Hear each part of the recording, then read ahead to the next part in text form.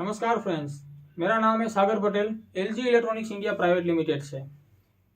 आप मेरे पीछे देख सकते हैं एलजी का 65 इंच का इंटरेक्टिव डिजिटल बोर्ड या इंटरेक्टिव फ्लैट पैनल या Android based smart interactive panel, आप कुछ भी नाम दे सकते हैं।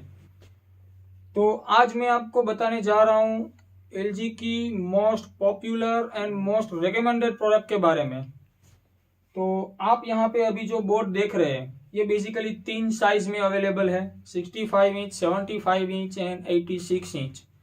तीनों में एंड्रॉयड वर्जन रहेगा 8.0। जैसे कि आप यहाँ पे मेरे पीछे बोर्ड में आप देख सकते हैं एंड्रॉयड वर्जन 8.0 है। ये जो डिस्प्ले है ये 3 GB रैम के साथ और 16 GB इंटरनल स्टोरेज के साथ बाय डिफॉल्ट आता है। लेकिन इसके साथ आप जैसे आप देख सकते हैं यहाँ पे मैंने यूएसबी पेन ड्राइव भी लगा रखी है, तो आप पेन ड्राइव भी यूज कर सकते हैं और इसकी मेमोरी को आप 1 TB तक एक्सटेंड भी कर सकते हैं। अभी मैं इनपुट कनेक्टिविटी के बारे में बताऊं तो यहाँ पे इनपुट का ऑप्शन दे रखा है जिसमें 3 HDMI 1 VGA शो हो रहा है।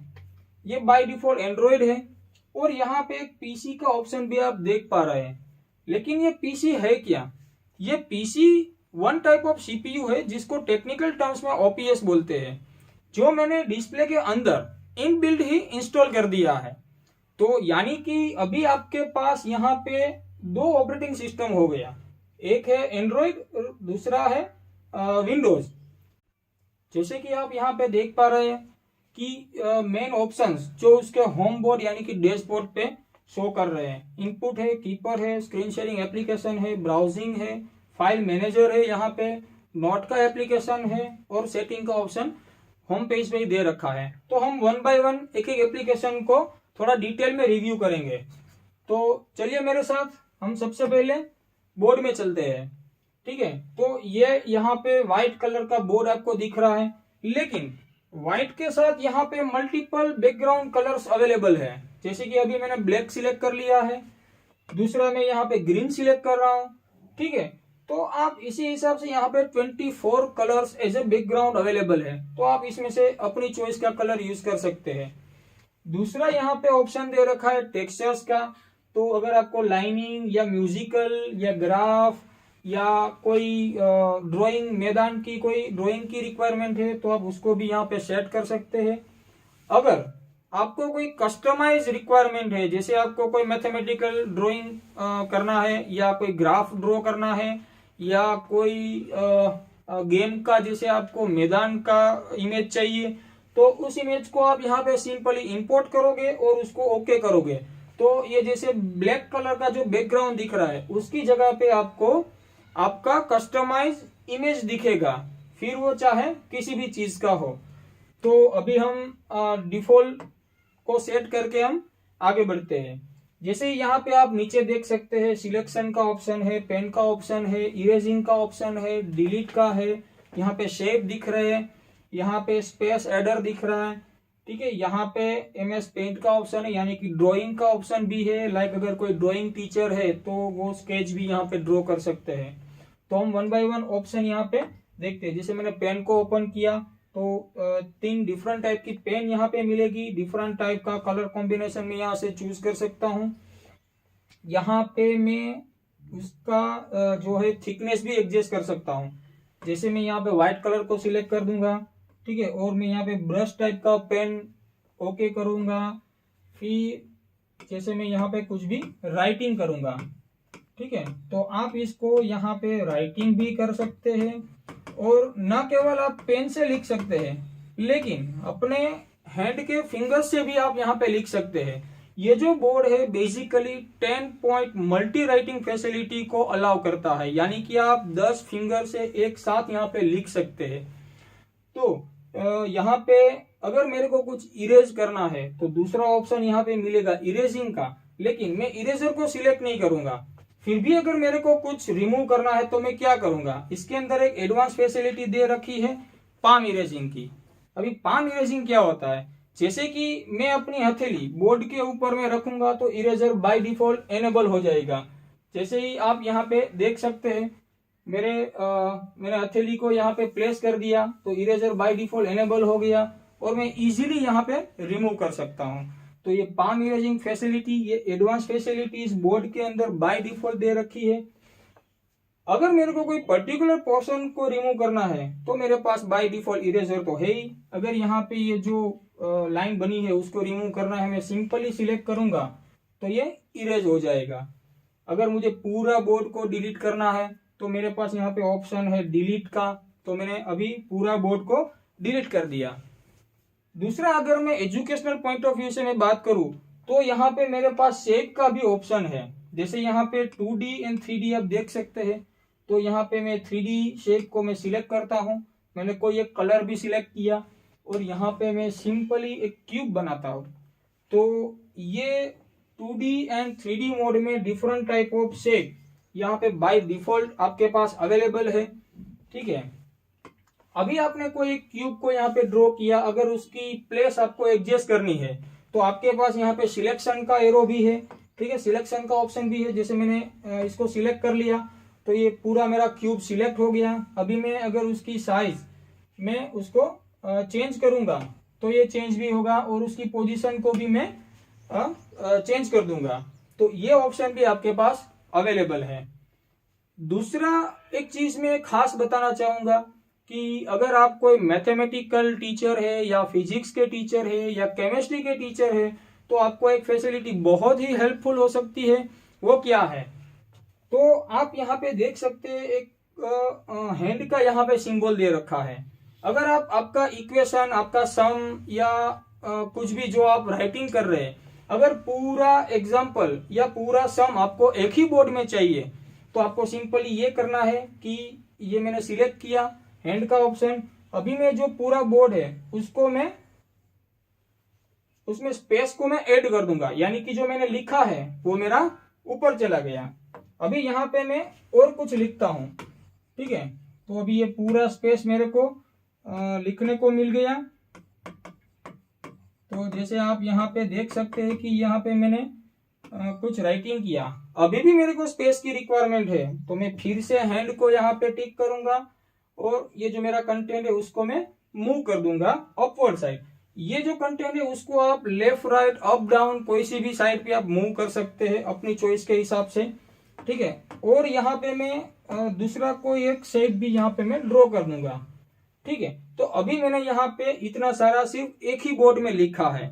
अगर ये पूरा का पूरा पोर्शन मेरे को एक सिंपल जगह पे चाहिए या एक साथ दिखना है, ठीक है, तो मैं इसको मैं जूम आउट करूंगा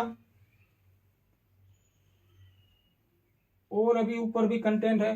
हाँ, तो हमने क्यूब से स्टार्ट किया था यहाँ पे ट्राइंगल तक, तो ये पूरा मेरा जो भी कंटेंट है वो सिर्फ एक ही बोर्ड में आ गया। अभी इसको आप एक ही पेज में सेव भी कर सकते हैं यहां से।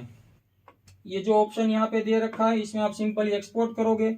आप फॉर्मेट सिलेक्ट कर लो। जैसे आपको इमेज फॉर्मेट में चाहिए तो मैंने इमेज सिलेक्ट किया, तो यहाँ पे स्टोरेज लोकेशन पूछ रहा है। अभी मैंने पेन ड्राइव यहाँ पे लगा के रखी है तो मैं सीधा ही पेन ड्राइव में उसको सेव कर दूंगा। तो मैं यूएसबी यहाँ पे सिलेक्ट कर लेता हूँ और यहाँ पे अगर मेरा कोई फोल्डर है तो उस फोल्डर में जाके मैं फाइल सेव करूंगा। अदरवाइज ये खुद का फोल्डर यहाँ पे क्रिएट करेगा। तो अभी आप देख सकते हैं कि मेरा इस नाम का फोल्डर यूएसबी के अंदर सेव हो गया। अभी मेरे को ओपन नहीं करना है। तो दूसरा आपके पास ऑप्शन है। एक ऑप्शन हमने देखा कि एक ही बोर्ड में आप स्पेस ऐड कर पाओगे। दूसरा ऑप्शन है हमारे पास कि आप जैसे पावर पॉइंट की तरह बोर्ड को भी आप ऐड कर पाओगे। तो जैसे ये 1 नंबर का बोर्ड है जो आप देख पा रहे हैं, अभी यहाँ पे नीचे एडिशन का ऑप्शन है, तो ये मेरा 2nd नंबर का बोर्ड आ गया और मैं यहाँ पे और एक बोर्ड को ऐड करूंगा, ये मेरा 3rd नंबर का बोर्ड आ गया।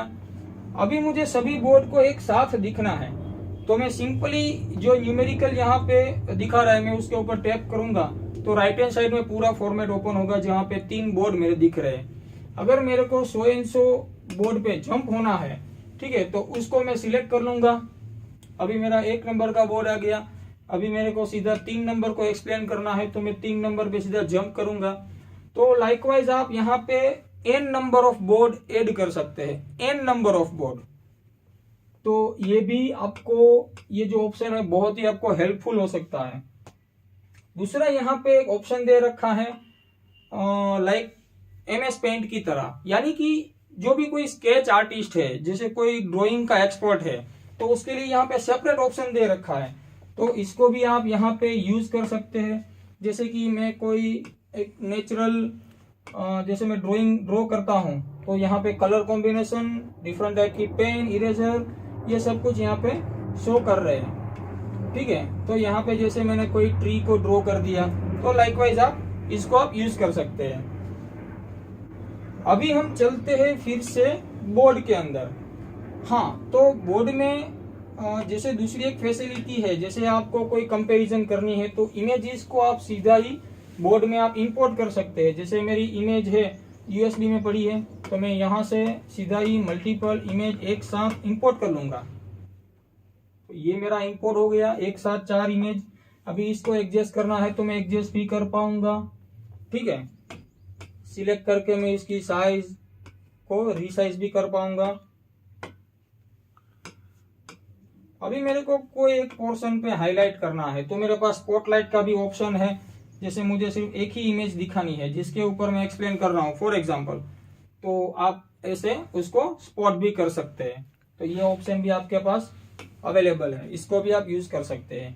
दूसरी एक चीज है कि इसमें क्लाउड स्टोरेज का भी ऑप्शन दे रखा है। अगर आपके पास गूगल या माइक्रोसॉफ्ट का अकाउंट है तो सीधा आप उसको लॉग इन करके आपका कंटेंट उसमें डायरेक्टली सेव कर सकते हैं, फिर आप किसी को भी डायरेक्टली शेयर भी कर सकते हैं। दूसरा यहाँ पे ऑप्शन है काउंटडाउन का। ठीक है, अगर आप क्लास के अंदर कोई क्विज प्ले कर रहे हैं तो आप इसको काउंटडाउन भी आप सेट कर सकते हैं। अनदर ऑप्शन यहाँ पे है स्टॉप वॉच का। तो ड्यूरिंग एग्जाम या ड्यूरिंग क्विज तो आप इस फीचर को भी आप यूज कर सकते हैं। ठीक है, तो ये पूरा मेरा बोर्ड का फंक्शन हो गया। अभी यहाँ पे अनदर फंक्शन है फाइल मैनेजर का। तो file manager basically internal and external storage को एक्सेस करने के लिए यूज होता है। ठीक है, इस बोर्ड के अंदर WPS ऑफिस इनबिल्ट है, यानी कि आप Word, PPT, PDF, Excel directly open कर सकते हैं। कि जैसे कि यहाँ पे मेरी PPT की फाइल है तो मैं PPT यहाँ पे रन करूंगा, तो आप देख सकते हैं कि यहाँ पे PPT डायरेक्टली ओपन हो रहा है। अगर उसका स्लाइड शो करना है तो स्लाइड शो भी आप डायरेक्टली यहाँ से कर सकते हैं। ये मैंने स्लाइड शो कर दिया। अभी मेरे को बैक जाना है तो मैं इसको बैक या फॉरवर्ड भी मैं मूव कर सकता हूँ, स्लाइड चेंज कर सकता हूँ। इसके साथ यहाँ पे एक फैसिलिटी मोस्ट इंपोर्टेंट अवेलेबल है। जैसे कि आपको PPT में कुछ एक्सप्लेन करना है, जैसे मैंने सिर्फ यहाँ पे प्रोजेक्शन सिस्टम को एक्सप्लेन करना है, तो सिंपली साइड बार में आपको एक पेन का ऑप्शन मिलेगा। ठीक है, जैसे यहाँ पे मेरा पेन एक्टिवेट हो गया, फिर मैं इसके ऊपर एनोटेशन कर सकता हूँ। तो ये मेरा हो गया एक्सटर्नल एनोटेशन। ठीक है, और इस फीचर को आप कोई भी डॉक्यूमेंट के ऊपर आप अप्लाई कर सकते हैं। ठीक है, अगर आपको फाइल को फिर सेव करना है तो जितना पोर्शन डिस्प्ले में मेरा विजिबल रहेगा उसका इमेज बन के वो सेव भी हो जाएगा मेरे फ्यूचर रेफरेंस के लिए। तो लाइकवाइज आप कोई भी डॉक्यूमेंट है तो उसको डायरेक्टली आप प्ले कर पाओगे। तो ये मेरा सपोज PPT का फाइल हो गया। ठीक है, ऐसे ही आप उसको एक्सेल, PDF डायरेक्टली आप प्ले कर सकते हैं। अब बात आती है वीडियो की। तो अगर आपके पास पेन ड्राइव में कोई वीडियो पड़ा है, ठीक है, तो उस वीडियो को आप डायरेक्टली यहाँ पे प्ले कर सकते हैं। तो जैसे मैं एक वीडियो प्ले कर रहा हूँ, जैसे आप देख सकते हैं। ठीक है, सबसे पहले मैं इसका साउंड कम कर देता हूँ। हाँ, इसका साउंड भी 24 वोल्ट का है। ये जैसे मास्टर साउंड है तो मैंने उसका साउंड थोड़ा कम कर दिया। अभी मेरे को वीडियो के अंदर अगर कुछ एक्सप्लेन करना है तब भी मैं कर सकता हूँ। यहाँ पे साइड बार में से मैं पेन को सिलेक्ट कर लूंगा तो मेरा कंटेंट यहाँ पे पॉज हो गया। अभी मेरे को यहाँ पे कुछ एक्सप्लेन करना है तो मैं सिंपली एनोटेशन कर सकता हूँ। अगर इसको सेव करूंगा तो पूरा पोर्शन सेव हो जाएगा। तो ये हो गया वीडियो का। अनदर एप्लीकेशन है यहाँ पे ब्राउजिंग की। अगर आपके पास आपको कोई भी अकाउंट ओपन करना है, जैसे Gmail, Google drive, one drive, Microsoft account, तो आप सीधा ही यहाँ से ओपन कर सकते हैं। अगर यूट्यूब ओपन करना है तो सीधा गूगल से यूट्यूब भी ओपन कर सकते हैं। दूसरी एक यहाँ पे मोस्ट इंपोर्टेंट फैसिलिटी है कि आप जिस टॉपिक पे आप पढ़ा रहे हैं, अगर उसकी इमेज गूगल में अवेलेबल है तो सीधा ही आप उस इमेज को बोर्ड में इंपोर्ट कर सकते हैं। जैसे मैंने यहाँ पे एक टॉपिक सर्च कर लिया शिप का, ठीक है, तो ये जैसे हम इमेजेस में चलते हैं और यहाँ से मैं कोई एक रैंडम इमेज पिक कर लूंगा, ठीक है। थोड़ा नेट स्लो है तो उसके कारण लोड हो रहा है। तो ये जैसे मेरी एक इमेज यहाँ पे ओपन हो गई। अभी इसको मैं होल्ड करके रखूंगा तो यहाँ पे इंपोर्ट टू नोट का ऑप्शन मिलेगा मेरे को और ये इमेज मेरी सीधी बोर्ड के अंदर आ गई। तो जैसे ही सामने इमेज रहेगी, इस साइड आपका एक्सप्लेनेशन रहेगा, तो स्टूडेंट्स को ये चीज समझने में इजी हो जाएगी, ठीक है। अभी ये जो इमेज आ गई मेरी, उसको मैं अपने चॉइस के हिसाब से उसको मैं रिप्लेस कर सकता हूँ बोर्ड में कहीं पे भी, ठीक है। तो ये फीचर भी बहुत ही हेल्पफुल है यहाँ पे, ठीक है। यहाँ से अगर मेरे को YouTube ओपन करना है, ठीक है, तो यहाँ से आप सीधा YouTube भी लॉगिन कर सकते हैं।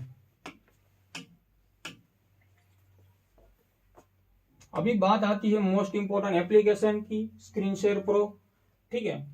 तो ये एप्लीकेशन एग्जैक्टली वर्क कैसे करता है, जैसे हम लोगों ने अपना स्मार्टफोन किसी भी टीवी के साथ कनेक्ट किया है, तो बेसिकली वो क्या होता है कि 1-to-1 पेयरिंग होता है। यानी कि अगर आपने आपका एक फोन कनेक्ट करके रखा है और दूसरे बंदे को करना है तो आपको डिस्कनेक्ट करना पड़ेगा, फिर दूसरा बंदा कनेक्ट करेगा। लेकिन ये कोड बेस्ड एप्लीकेशन है जो 4 डिवाइस को अलाउ करता है। एक साथ आप 4 डिवाइस इसके साथ कनेक्ट कर सकते हैं। दूसरी इंपॉर्टेंट चीज है इसके अंदर कि आप iPhone, MacBook, Windows and Android यानी कि सभी ऑपरेटिंग सिस्टम को ये अलाउ करता है कनेक्ट होने के लिए। अगर आपके पास आईफोन है तो आप 4 आईफोन एक साथ कनेक्ट कर सकते हैं। अगर मैकबुक है तो 4 मैकबुक एक साथ कनेक्ट कर सकते हैं। अगर आपके पास डिफरेंट ऑपरेटिंग सिस्टम के डिवाइसेस है तब भी आप एक साथ 4 डिवाइस को कनेक्ट कर सकते हैं, ठीक है। नेक्स्ट यहाँ पे जो फीचर है वो है कीपर का। जैसे अपने फोन के अंदर भी ये चीज होती है कि जैसे आपने बहुत वर्क कर लिया है तो आप मेमोरी को क्लीन करोगे, यानी कि अनवांटेड आपका रैम है वो यूज ना हो। तो जैसे ही यहाँ पे आप ओपन करोगे तो आपको मेमोरी क्लीन का ऑप्शन मिलेगा एंड गार्बेज क्लीन का ऑप्शन भी मिलेगा। तो उसको एक बार आप ऑप्टिमाइज कर दो, ठीक है। तो जैसे ही आपकी अनवांटेड प्रोसेस स्टॉप हो जाएगी, तो ये ऑप्शन आप यूज कर सकते हैं। दूसरा एंड लास्ट फाइनल है जो सेटिंग का ऑप्शन है, ठीक है। सेटिंग जैसे यूजर फ्रेंडली बनाने के लिए हमारे फोन के सेटिंग की तरह ही यहाँ पे आपको सेटिंग का ऑप्शन भी मिलेंगे, ठीक है। अगर आपको इंटरनेट कनेक्टिविटी करनी है तो यहाँ पे वाईफाई, इथरनेट का ऑप्शन है, ठीक है। यहाँ पे एप्लीकेशन कौन कौन सी इंस्टॉल है तो आप सीधा यहाँ से आप देख सकते हैं, ठीक है। अगर आप साउंड में जाओगे तो आपको साउंड आउटपुट या टच साउंड उसका भी सेटिंग आप यहाँ से कर सकते हैं। यानी कि इस डिस्प्ले के साथ अगर आपने कोई साउंड सिस्टम कनेक्ट किया है तो यहाँ से आप आउट भी आप सिलेक्ट कर सकते हैं कि कौन सा आपका सिस्टम कनेक्टेड है। तो ये ऑप्शन भी आपके पास अवेलेबल है। एंड सेटिंग के अंदर सबसे पहले आपको एक चीज ये भी करनी पड़ेगी कि आप उसको उसका टाइम जोन पहले सिलेक्ट करना पड़ेगा, ठीक है। तो ये कंप्लीट इंफॉर्मेशन है 65 इंच या 75 इंच या 86 इंच। फंक्शन, एप्लीकेशन, फीचर्स सभी साइज में सेम है, ठीक है। सिर्फ साइज का ही वेरिएशन है। तो जैसे ही आपने 65 में जितने भी फीचर्स देखे वही फीचर्स आपको 75 में भी मिलेंगे और 86 में भी मिलेंगे, ठीक है। तो ये कंप्लीट इंफॉर्मेशन है एलजी के इंटरेक्टिव बोर्ड के बारे में। अगर आपको और कोई जानकारी चाहिए या अगर आपको कोई क्वेरी है तो आप हमारे लिंक में जो नंबर दिया है उसमें आप हमें कॉल कर सकते हैं। नमस्कार, मेरा नाम Sagar Patel, LG Electronics India Private Limited से। Thank you.